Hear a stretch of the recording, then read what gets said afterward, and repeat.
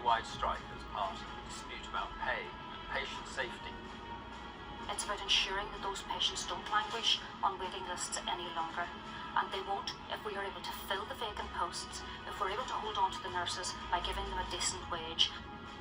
By the Royal College of Nursing on strike action, the RCN says nurses have had a 20% real terms pay cut since 2010. But the government says it's given NHS workers a pay rise of at least £1,400 this year on top of a 3% pay rise last year. That brings the average salary for an NHS nurse to around £34,000 per year.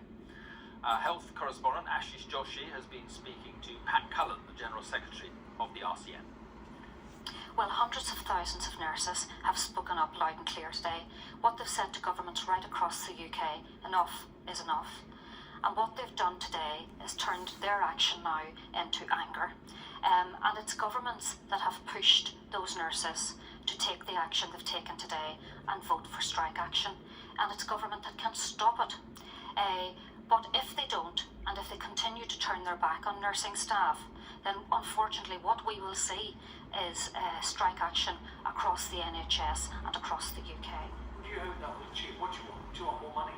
Yes, absolutely. When you think about it, our independent analysis shows that every nurse is working 1 day a week free every week. What a way to treat the nursing staff that hold the health service together. So what we want to see is decent wages paid to nurses so that we can retain our nurses that we've got in the system, and that we can recruit brilliant nurses into the system, because patients right across the UK deserve better and nurses deserve better.